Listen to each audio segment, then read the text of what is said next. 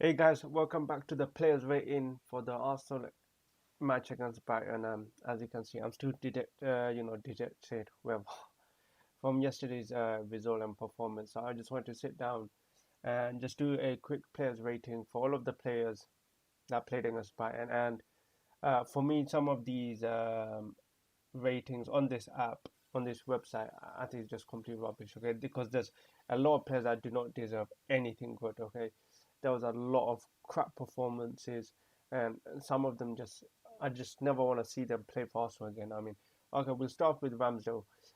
For me, Ramsdale, look, the guy, he for the first goal, I don't know what he could have done more.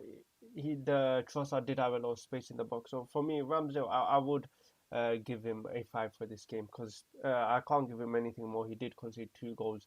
Cedric, Footmob rated him at 7.2. I think Cedric was one of the worst players on the pitch. I think Cedric is a 3. There were so many points where he could have passed inside, but he kept going for an over the top ball and we just kept losing possession.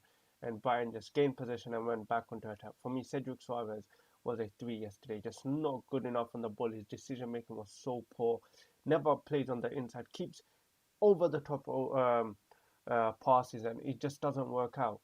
So for me, he goes as a 3.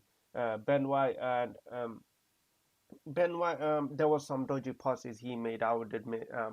There were points where I thought with Ben White I'm more comfortable when he has the ball compared to Gabriel. But yesterday he was just making some stupid passes, giving away the ball unnecessarily. So I'm gonna give him a 5 as well. Same thing with Gabriel, a 5. But there were some dodgy moments with Gabriel as well. He's gonna be a 5. Granit Xhaka, I'm gonna give a 3 for this game.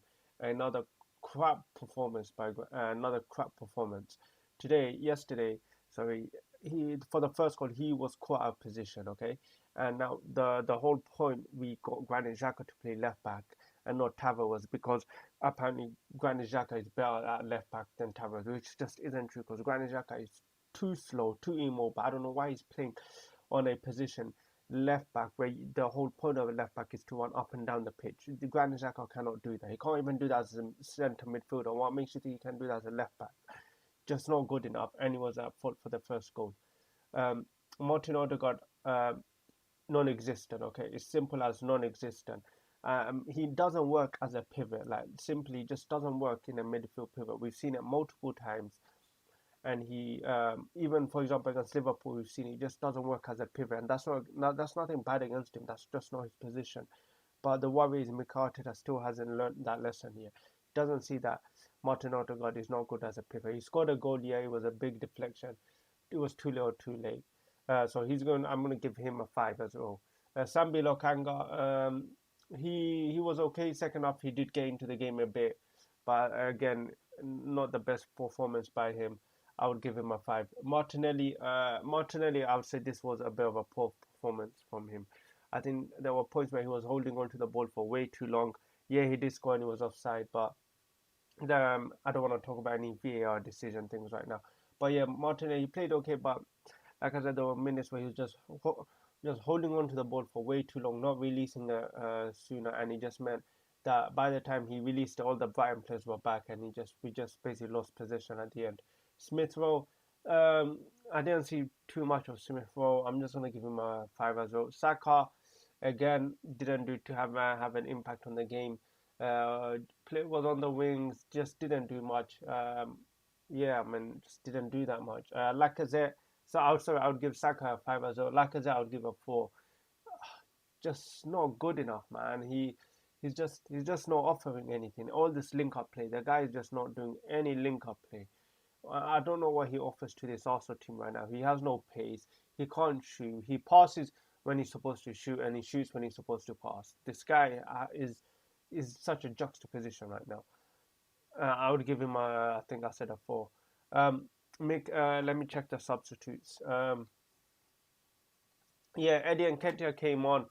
He was a bit of a threat. There were I think at the end there was a brilliant header, which the goalkeeper saved. So Eddie Nketiah I would give a 6, just because of the impact he had. Pepe didn't do much as well. It was quite quiet when he did come on. I mean, at the end he did give a stupid pass when it was offside. I don't know why he didn't see that, especially when he's line to line with that guy. He should have seen that.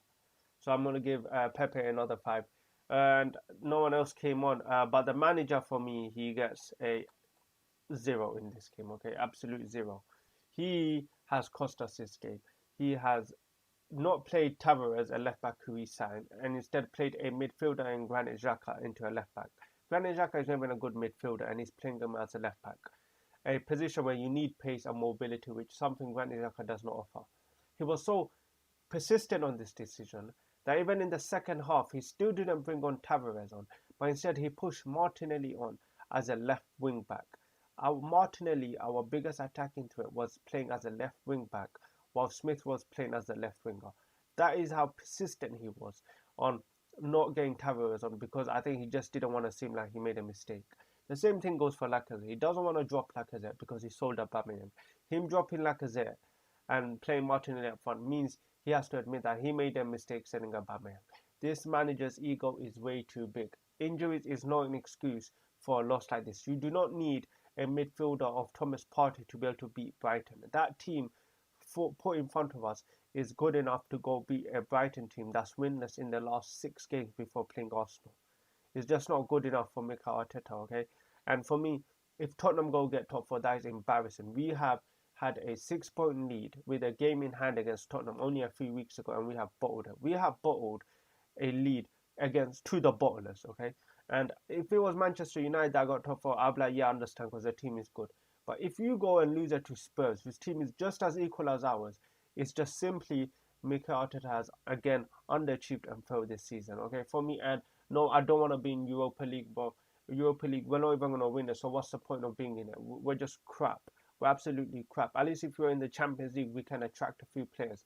But yeah, guys, that's the end of me today, my little run. If you enjoyed the video, hit that like button. Let me know in the comments what you rate about some of these players, your player ratings, and I'll catch you guys next time.